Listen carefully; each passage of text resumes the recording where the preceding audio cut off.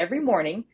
Our AI runs all through, and they get an email that says these are the 3 best prospects of things that happened on your site, people actions they did that you should go after today. They don't do anything. Every morning they get an email, 3 prospects of what it is, and it's all done based on what they told AI, and AI is always learning based on further good sales. You can refine things. Say, don't go for people with this, don't go for these keywords. I don't want to be in this art market. And every day they get this list that they don't have to go through and comb or guess on. That's what AI is invaluable for. You're listening to Talk Commerce. Subscribe and download at talk-commerce.com. Welcome to this episode of Talk Commerce. Today I have Courtney Hurley and Kelly Evans, who are sisters, I just learned. Kelly and Courtney. Kelly, start off, give us an introduction for yourself. Tell us your day-to-day role and what you're excited about for this year in business. Oh boy, putting me on the spot. I am Kelly. I'm Courtney's older sister and wonderful. Courtney and I, so it's kind of cheesy just to jump into this, but somebody asked us the other day about Screws and Stilettos, our name. And it really is Courtney and I. Like, one of us is working on something in the back end and the other person is doing the front end. And then we switch based on different skills and strengths. So Courtney's by far the best person I've ever met in my life with ads and SEO. I can get a good B plus, and on a really good day, I do a good job. She crushes anybody. So that's Courtney's front end and everything. And I'll go on the back end and do whatever busy work and things she needs for that. And then vice versa when it comes to strategic development or website building or migration or automation, implementation, like effective tool usage and like setting up your stack lean and correctly is really where I am the front of the stilettos, and she's more on the back end supporting me. So it really is just a dynamic of a yin and yang. Every day is completely different, and it just depends on what projects we have, what clients we have, what we want to do in our lives. We both have kids and family, and we take value in doing the amazing job with our clients, but also enjoying our family and our kids and stuff. So, and what's the other question? The best. What's you're excited about for business? Oh, I'm excited about humans. I'm excited to get over the wave of the flood of everything needs to be AI, get every tool and make it like bells and whistles, to then all of a sudden be like, wait, bells and whistles actually don't do anything unless something's following it and connecting it, and getting back to literally the human element. Like, hi, how are you? What do you need help with? Like, let's address that rather than just trying to patch everything with a million different tools and things that are ultimately not doing it for you. And you're just putting lipstick on a pig when really we want to get rid of the pig and actually make you and get what you need and get you set up and then say goodbye. Like, and have a good time and let us know if you need anything in the future. That's what I want in business. All right. Courtney, you're next. All right. So I'm Courtney. I come from an agency world background, as Kelly mentioned. Thank you, Kelly. I primarily focus in SEO and ads, analytics, and then I also do training on peak performance and the neuroscience behind flow and how to increase your productivity 500%. So we really couple a lot of what we do for busy, small, mid-sized business owners that are not only are they carrying many hats, but they also are high risk of burnout. So we not only make sure that they get the right foundation in place, train them up on what they need, but we also make sure we train them on the neuroscience behind flow and how to increase that productivity, how to tap into active recovery and banish that burnout. The thing I'm most excited for in business isn't just, it's the enablement of people, I would say, and the enablement of being able to gain your time back to use it for those things that matter most to you. And that is not just from a business perspective, but a personal perspective as well. And in doing so, being able to learn how to be more present and more efficient in both your work, your strategies, but as also your home life. And I think something that because we really focus on all of our work on enablement, and that comes into like the marketing trainings we do, the business trainings we do, as well as, of course, the neuroscience and stuff like that. We really are about again, coming from the agency world, I firsthand was a part of the handcuffing of people to you. The robbery, the straight robbery. Yeah, to ensure those pipelines and making sure that they were reliant on us. And I just didn't align with that. And that's the biggest thing I'm most excited for, is not even just enabling people to gain time back for their family and friends, or for their health and fitness, or for their business, but also enabling them with the tools, the insights, the knowledge, and the access to experts that can answer questions on the fly when they're just stuck with where they're at. So that way they can actually grow, pivot, and be agile in their business, instead of constantly being stuck and trapped in these like overwhelm, bring on an agency, these loops of like high costs, lack of autonomy, lack of control, that sort of thing. So that would be what I'm most excited for. And as you can tell, I'm a little passionate about it. That's awesome. Neither one of us are at all. We did discuss in our green room that we took we've already done a full episode just discussing what we're going to discuss. So before we get into that though, I know, and we have a lot to talk about today, I'm going to tell you guys a joke. All you have to do is give me a rating 8 through 13, and it's guaranteed not to be funny. So I'm going to cue it up just like that. It might be funny, Alex. Who knows? It's everybody's different, right? Oh, this is a good one, and I thought about kids when I had this joke. So here we go. My son made the mistake of telling me that I was being overdramatic, so I changed the Wi-Fi password. We'll see who's overdramatic in 5 minutes. My kids would lose it. They would lose it. They would. No, I like that. All right, I'll give it an 11. I was going to give it an 11 too. All right, perfect. We're so That's aligned. great. Yeah. I think that's great. Good. All right. Well, so Sassy one. Mm-hmm. Yeah. I can see literally. I'm like, I don't know if it's the kids or Dan that would actually be more upset though. I did an interview earlier. I'm going to say the joke again because I just want to, because there were two people, we have to tell two jokes, and I know this is a double, but this was particularly funny for me when I read it first. Here we go. In Athens, no one wakes up before noon. Dawn is tough on Greece. I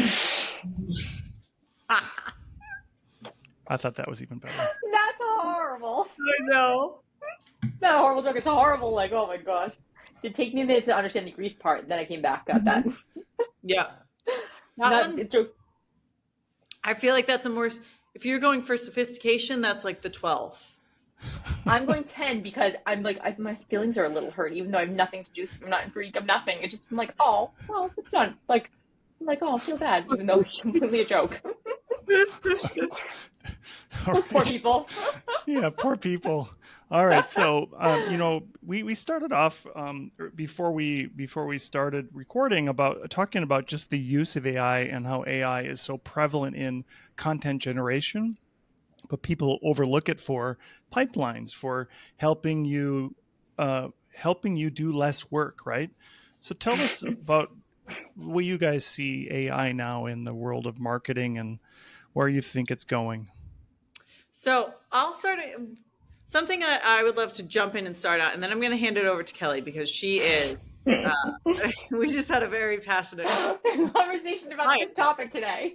I know, but the thing that I've noticed is that people are they're using AI for so much of the front-facing components, the social media content, the website content, the blog content. Something I think that is being overused is they're using it one for one. They're pulling it straight from AI and leveraging it and putting it on their site. Now, actually, what has been shown is that when you use those AI trigger terms like embark, like unlock, those types of things, embrace journey, you actually start to lose trust in your brand and in the value of your content. What it's intended to be more of is yes, you can use it straight one for one, but not if you're building yourself a high quality, reputable brand. You really want to use it as your brainstorming tool. Now, it's great for that, but that's not actually where AI started from. And it's actually been around for a lot longer, but in various different realms in the back end. And I'm going to let Kelly dive into how people can leverage AI from a marketing perspective in their background to literally make their systems do all the hard work for them? So yes, I will be very passionate about that, but I wanted to explain, to cover one thing Courtney mentioned, that I think is a great example of how people need to look at content with AI. We did a blog series for a client last year, and it was intentional that they're an agency in a different realm, and we did, I think it was 8 series, and it was all on AI generated content. And the first thing we did, we said we were a prompt, and then we gave what AI produced, and then we analyzed what we did. That was the first blog post. The second one was an iteration of more curated learnings on the prompt. And over 8 blog posts, we had the AI generated and then our edited version of the content. And by the end of the 8 series, the prompt got a lot better. But no matter what, if you looked at the AI generated one versus the human edited one, it was anybody who looked at it, anybody who talked to, we had a bunch of people poll, everybody picked out the robot immediately. And the most common reaction was they lost trust and they felt like they were being gypped or cheated or lied to, because all of a sudden they're in the middle of reading this thing, really believing this perspective, and all of a sudden they're like, wait, this isn't this is a robot. This isn't Joe. This is a robot. And they lost complete faith, don't trust anything, and they leave. When if you took the version that is the curated, edited version of an idea from AI, not one person felt that way, and they read it through, and the article, the writer became a thought leader, became a trusted source for them. The robot, every single person who went through found the trigger words, the tone, the lengthy sentences, and knew after a while they got caught into it, and all of a sudden wait, hold on, that's not it, and it completely showed this example that it was damaging to a brand. So for the learnings there was AI is a great thing to get when you're in a roadblock. You can't think of something, you need ideas. Here, give me 10 ideas what to do. But take that idea and make it your own in your voice. Because the most valuable thing you have, your biggest differentiator, is your personality, your brand personality, your individual personality. We're humans. We don't want to be friends and buy and love robots. We want humans that we are. And that's what it really brings the energy and the positivity, is the human connection. And if you try to use a robot, you're not only going to miss those connections, but you're going to lose a lot of trust and a lot of opportunities because of that. And also, everyone's using it, the same words, the same tone, the same keywords, the same trigger words are all being used. You're never going to rank in SEO now because everyone's using the same source. When if you had it your own, you would have a unique source. So with content, use it as a resource to get started or to get you through a hump. Do not use it to write your content, or you will get caught and it will backfire. On the other hand, use it 100,000%. Automation, integration, intelligent learnings, identifying things you aren't seeing or you don't have the time to see or you don't want to see. Use it. Anything you have. If you have 1, 2, 10, 20, 30 tools, I don't care. If you have 10 products versus 10 million, they all need to talk to each other. And it's not so complicated. It's literally just a web. If this is here, this needs to be here. And if I do this, I need to share it. You have to have a centralized brain, nervous system, a database that has all the information. You don't have to use it all, but it needs to all be there and to be able and be talking to each other. So it's building this learning. And then at some point you want to take a piece of the pie and you say, I want to identify this type of audience or this type of group or this type of product.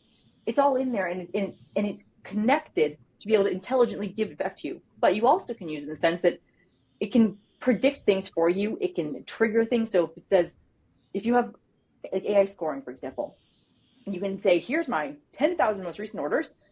And this is the best ones.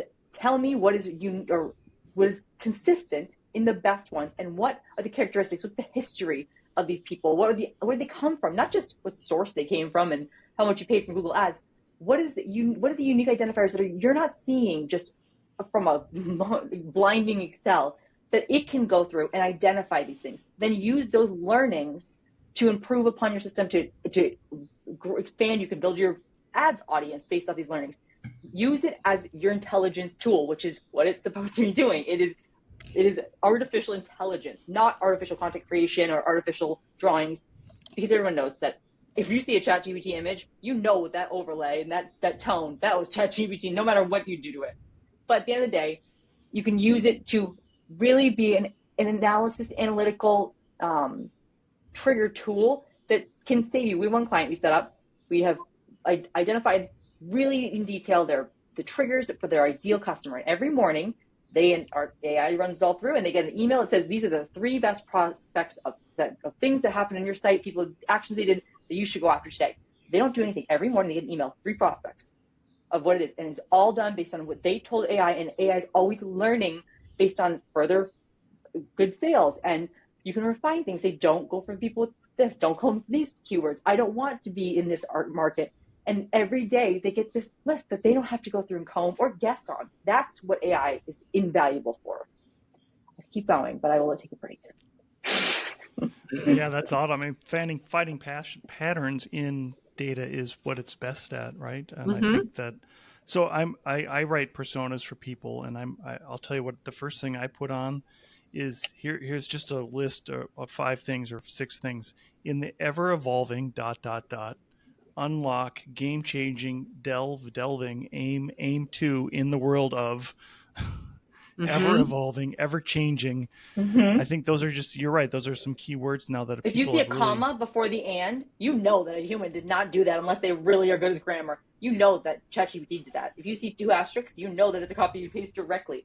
But it's the length of sentences. If you actually run ChatGPT's paragraphs through a language level like scoring, it actually scores way too complex and way too high than the average consumer, average reader, average browser. If you're looking to buy, if you have an e-commerce site and you have the descriptions, if you put ChatGPT in there, they're too overwhelming, they're too complicated. They don't actually drive any inspiration to say, oh my gosh, you read my mind. I need this now. ChatGPT doesn't do that. Yeah.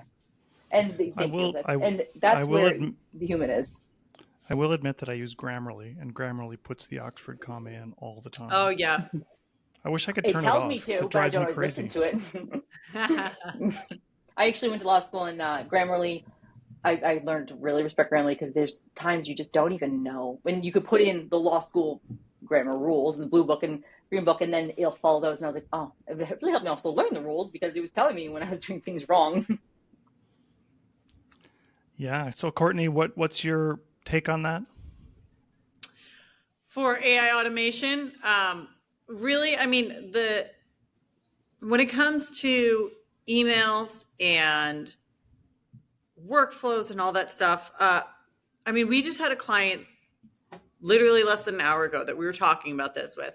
And there's the difference of like manually creating different drip campaigns, or you could do things where you actually only create 5 to 7 templates. And then based on those 5 to 7 templates, you can have all sorts of dynamic variables that can go into place. You can have these templates be your written template, but then it's just implementing those key call to actions or that you've predetermined based on user behavior, like lead scoring, that sort of thing. The other area that we see it so powerful is in the data, the lead scoring data that we're able to pass back into our ads. I mean, we have, I think, one of our clients that we spend over $2 million a year on their Google ads, just their Google ads alone, and they run other ads as well.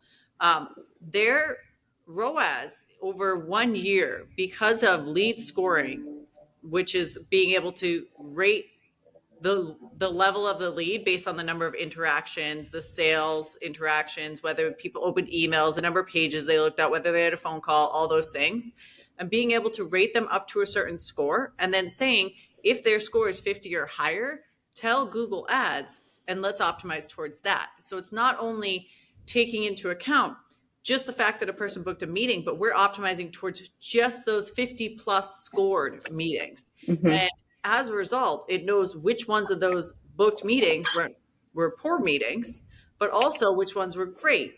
And this is what is the best thing about this is from that type of concept, we were able to increase their ROAS on their ads over 850% in a year.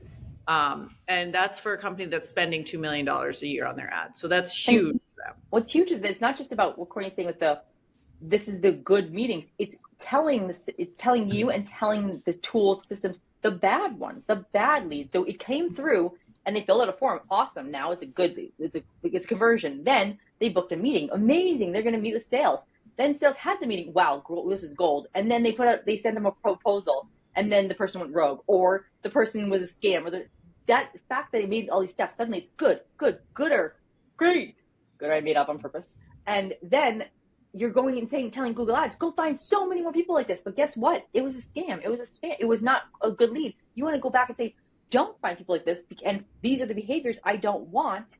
So when you're going and finding good people, also have to tell the bad ones. People always clean their database of bad people. That's the worst thing you can do. Your database needs to have the good, bad, and indifferent. And you need to categorize and bucket and flag and identify the bad just as much as the good. So you can tell your emails, you can tell your text messaging, you can tell your ads, anything. What is the bad that you don't want as well as the good? And sometimes the bad's more important. That's where, like Courtney was saying, where people really start to succeed is by getting rid of the bad. But you have to have those analysis. You have to flag them. You have to be able to bucket them, identify them, and then communicate outwards without you going through every single person saying whether they good or bad, putting it in Excel, uploading it somewhere. No, you need to have the system doing those learnings and sharing for you. So it's doing its job. And why you're paying for these tools. If you, biggest mistake people have, they're starting to struggle, overwhelmed, drowning, too many things. What do? They go buy 10 more AI tools. And guess what? All 10 of those are just going to guarantee that you're going to fail because none of them are actually working for you. They may give you something here or there, but what they really need to do is take what you have, do what you can't do or shouldn't be doing because you have a different job besides the marketing of it, and coming back and giving you what is best for you then to decide what to do to act on it. But that analytical mind is what is really the most valuable thing. And if you only use it in one direction, then you're not taking advantage at all as to what's really going to make you succeed. I've used the word unpacked before AI, so I want to just go back and talk about. You did? I want to make a comment. AI didn't invent it? I used actually delving too. I listened to Rick Steves over the weekend, and he said, "I'm going to delve into Berlin." I said embark something. before, but I know I can't now. Right, you can't say any of those words. Anyways, so a comment on the learning before ChatGPT. One of my biggest complaints about like Jasper and some of these other AI companies that were coming out at about the same time was that the inability to tell them what didn't work. And I just remembered at the time that, maybe 3 years ago, not being able to tell them this sentence is terrible. Don't ever give it to me again. And then the next time you'd put it into a prompt, they just give you the same bad sentence. So that part, but from the data side, I do want to just hear about PMAX, and you're talking about Google Ads, and the number one thing that I've learned from Google is that they just want you to spend more money, and they're a little optimistic. Because I don't have any big clients, but optimizing means increase your budget by 7 times, and you're going to get more sales. So tell us, I'm assuming you're using tools outside of Google's own performance algorithm, or at least to help you learn more, because I feel like Google is definitely slanted towards just spending more money. Okay, so Google, I actually do host whole workshops on just Google Ads ROI, like increasing conversions and ROI.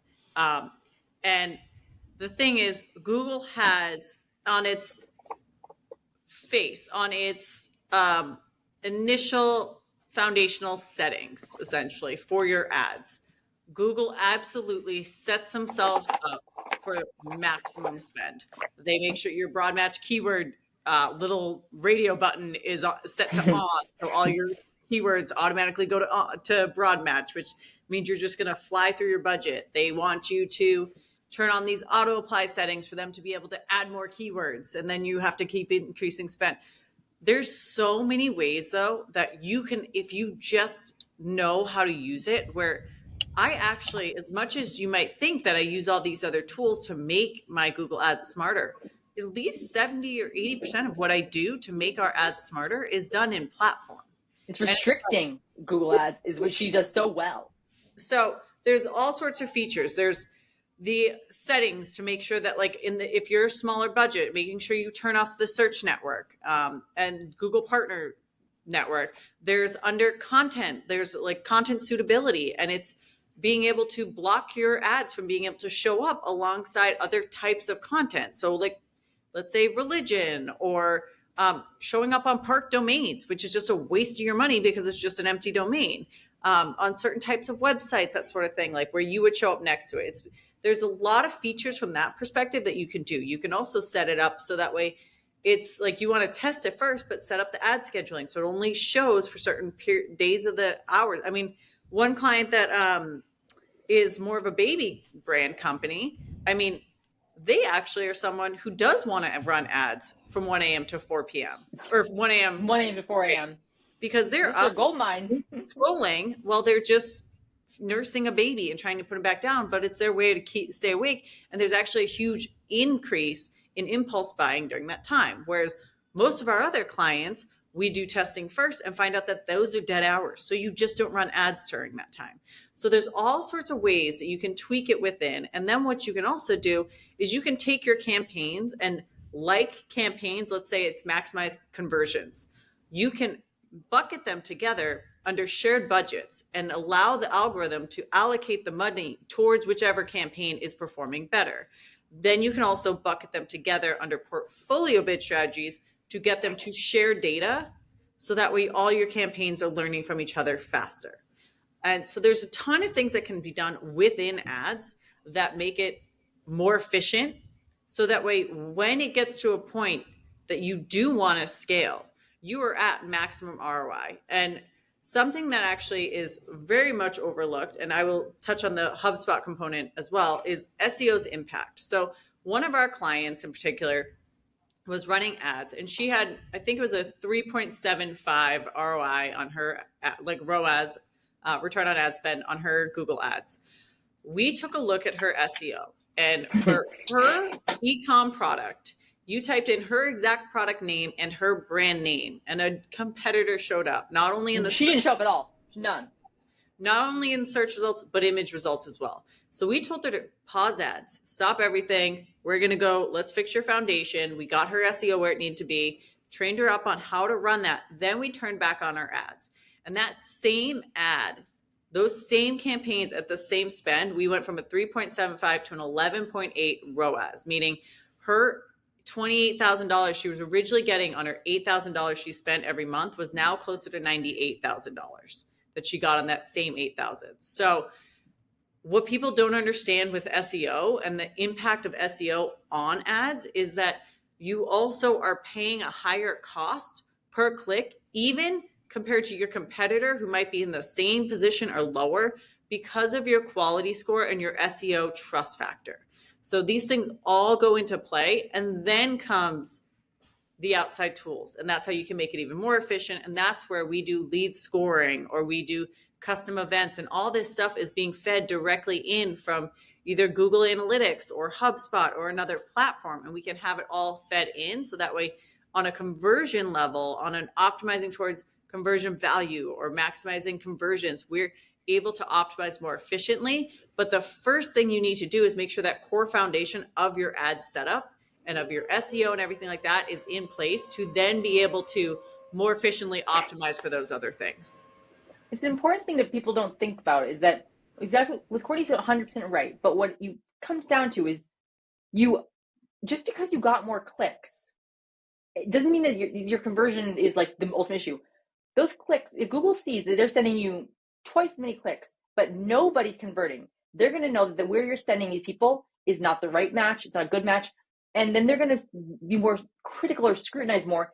And if they find that this performance, this user experience is not what the person wanted, they're going to charge more to every click. So not only are you going to be paying, you're paying for clicks that are not actually converting to anything, but you're going from a $2 to a $3 or $4 click, making these numbers up, only because your SEO and your experience on the other end is so poor that they're saying they're not even worth it. If you're going to keep spending the money though, then we'll keep sending them. But your competitor, who's actually the landing pages, the SEO is good, it's good experience, they're going to be paying $1 and they're going to be buying your words, but the actual user is getting what they want and the SEO matches. And it sounds silly, but the words in the ad need to match the page, not word for word, but they have to be on the same.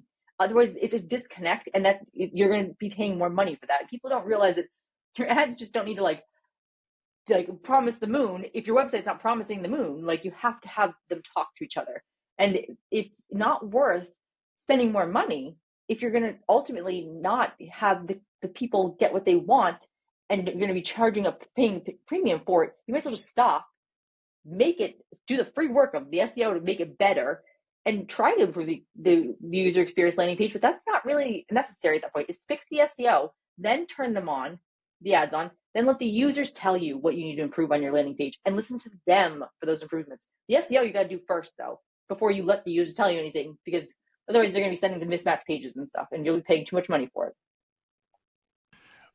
Geez, we've already gone through our 20 minutes. I knew we'd have plenty to talk about today. So what do you see as what would be the first thing that new companies or companies that come to you should look at when they're talking about the content on their site, the SEO on their site? You had already mentioned that, hey, maybe you shouldn't run ads until your site is strong, at least to SEO standpoint. Do you have a punch list of what people should be looking at? I can tell you the number one thing on my end is look at your tools, and we do a tools audit. If you have more than 3 tools, then you're never going to be able to succeed and move the needle and make and become profitable and not burn out. If you have 4, 5, 6, 10 tools, and I'm counting like social media platform tools and different analytics tools, those tools are just going to bleed you out. And the crazy thing people don't realize is every single one of those subscriptions costs maybe $10, maybe $100, maybe $50 every month.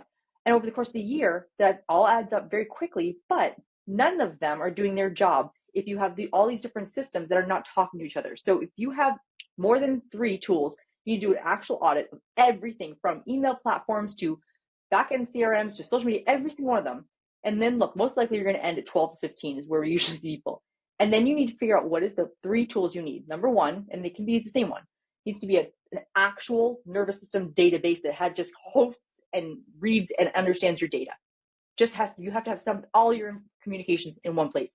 Do not have your orders in Shopify and your contacts in HubSpot and your emails in MailChimp and think that you're going to succeed. You have to have one place carry that all. So you have to get all the information from MailChimp into HubSpot. You have to get all the information from Shopify into HubSpot, have all that stuff.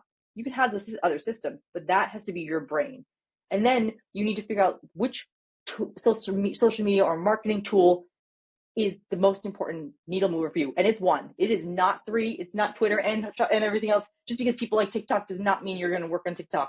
Pick one. Get rid of the others for now. Start with one and own that and succeed in that. You can always have that clone and share the information elsewhere. And then number 3 is really, what do you need? It is an internal. Like, is it an internal, like emails or workshop or whatever tool you need to be able to succeed in your own realm.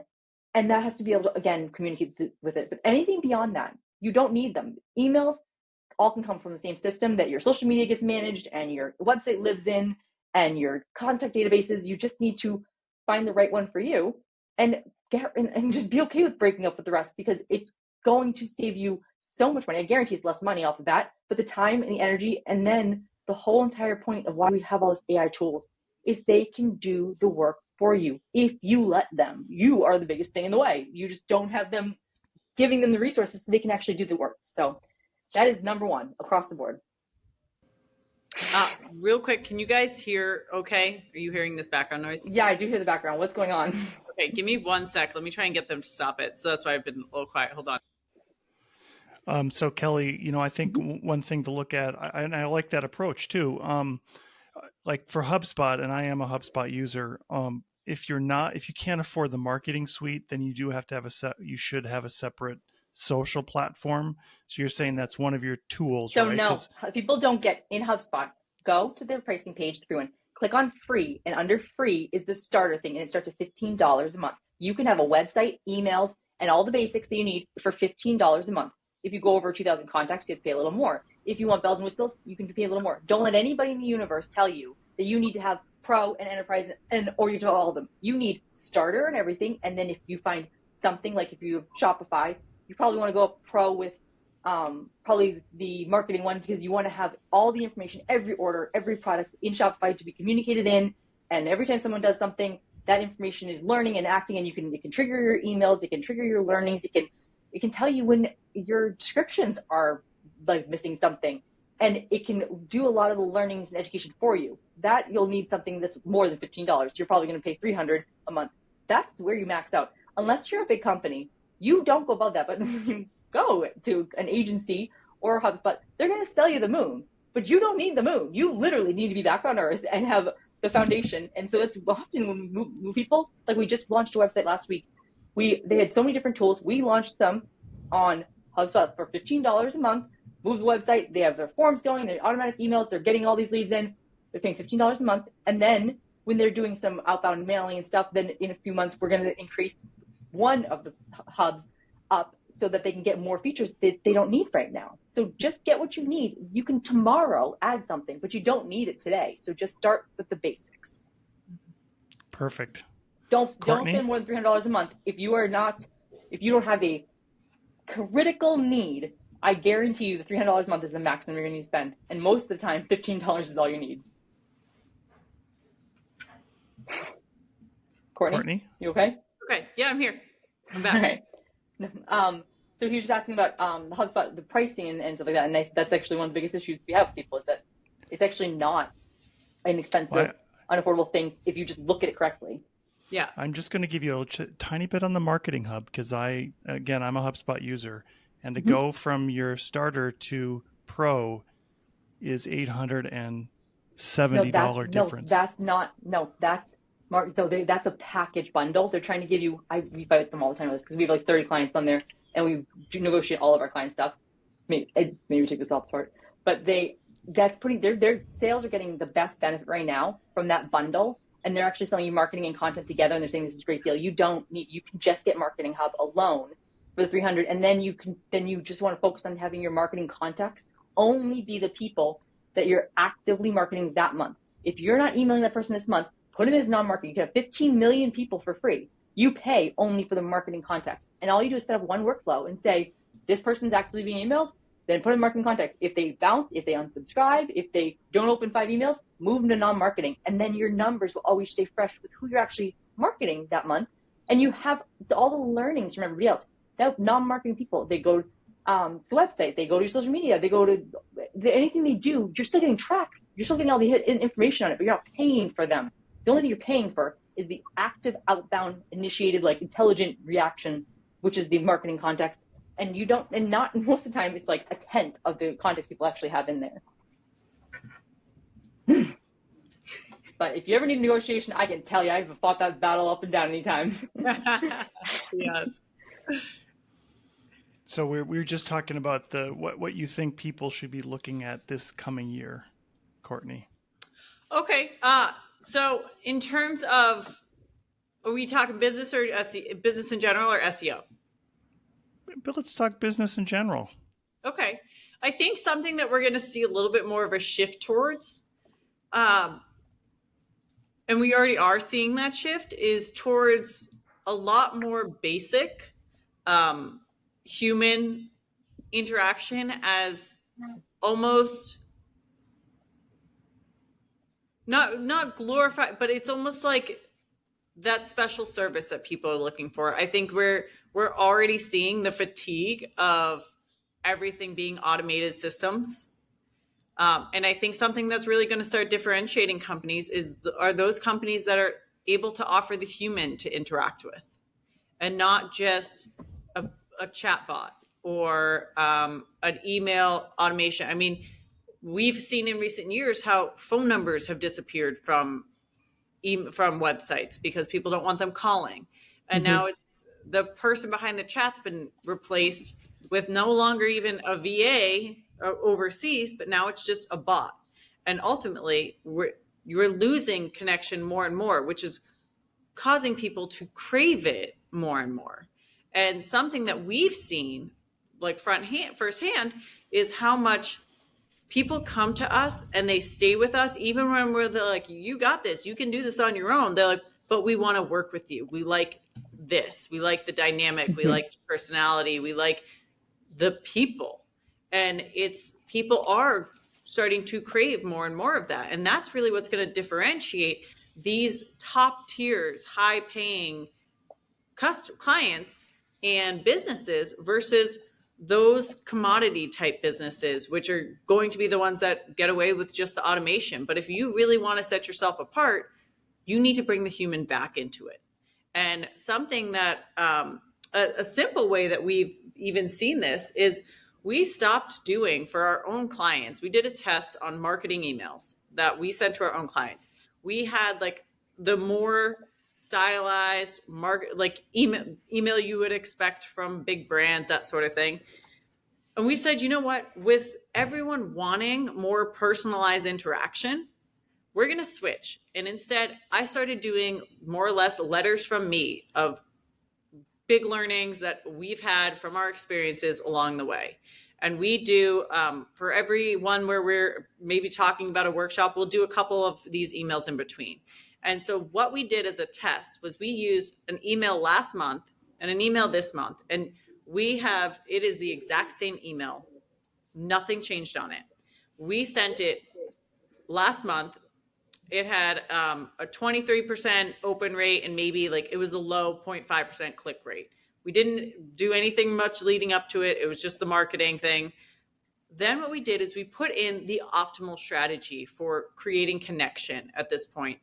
And what happened was, in doing these more simple letters from me to people, our email open rate for that exact same email in 1 month went from a 23 to a 58%. And that click-through went from a 0.5 to a 27%.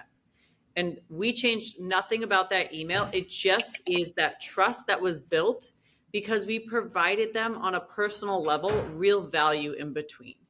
And that's the kind of thing that's really going to differentiate brands, especially in these very oversaturated spaces like email, like ads, like calls, like freebies. Instead of just all these lead magnets, get a human on the other side and let them talk to a real human and get real feedback and real advice. And I think that's going to be the biggest thing that I'm excited for over the next year, is bringing that human back in and helping people really get to where they want to be as a result of it. And the last thing I'll add on that is something that has resonated really well with our clients is that outside of our general consulting one-on-one hours, we've also added in something called office hours, where they can just book 15 minutes with one of our experts to just get a question that they have handled now by someone with real experience and an expert, and not just ChatGPT that's going to give you some generalized answer that might not actually be on point with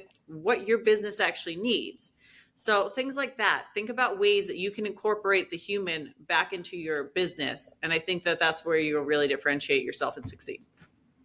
Yeah, getting out of the bot call tree is the new nightmare I think everybody gets into. And how do you get I to can't a even human? order on Amazon. I'm so frustrated at this point. I don't know the last time I found a human there, and I feel like I avoid them at all costs because I can't get what I need. I can't get help. If I have a return, it literally is the bane of my existence. And it's a few years ago, that was my go-to. The automation levels, it's too much, and it really burns people out. And it's amazing how when people come to us and we talk, and they say, we go through the things, and we basically say a lot of times cut out all the noise, and then let's do this, and they're like, wait, it's so much easier. You just actually have another human. You find out what it is, you solve that problem, and you move on, and you don't fall into the trap of all the noise out there. You have to wear blinders, because the world is so intelligent at targeting and marketing and analyzing and intelligently identifying you, that you're constantly target. You're constantly being trying to be sold. You're constantly being convinced to do things. And you feel all this pressure because, well, this tells me it's the best thing ever. Just trust me, that robot is learning really well what you need and want to tell you, but you don't actually need it, I promise you.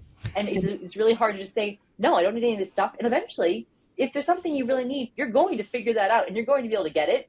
But today, we got robots telling you need it. That's not the last thing you need. Get rid of it. Just avoid it, because it's just doing a really good job at its job. Mm-hmm. Yeah, they're learning to sell to us. And I think at the end of the day, we're always going to write content and we're going to do marketing to sell to humans, not to other robots. Mm-hmm. Yep. All right. So Kelly and Courtney, we are out of time. At the very end of the episode, I give everybody a chance to do a shameless plug. You guys are going to have to do a shameless plug together. Courtney, you're up. Yeah, go for it. All right. Well, if you are looking for help on increasing your productivity and learning how to take that marketing back in-house automating the shit out of it so you can actually have your marketing do the heavy lifting for you, and you can focus on those things that really matter for your brand, then you can go ahead and find us on marketlikeacmo.com and book a call on marketlikeacmo.com/workshop. And we would love to chat with you. We'll give you an hour to come with your biggest problem, and we will help find a solution. That's perfect. I'll make sure I get all those into the show notes, and maybe the title should be "Market the Shit Out of It" for our episode. I love it. Yeah. But really, it's so funny because everyone thinks marketing became everyone's business, but no, marketing is one tool to help your business. Your business is whatever you do, and that's where you need to be. Marketing needs to do its job and then inform you effectively and not become your job. And that's where businesses fail. They bleed out. They just can't move. They fall into the trap of what marketing is actually not supposed to be. It's supposed to be a resource, not the bait of your existence. All right, Kelly and Courtney, it's been such a great conversation today. Thank you so much for being here. Go enjoy the beach.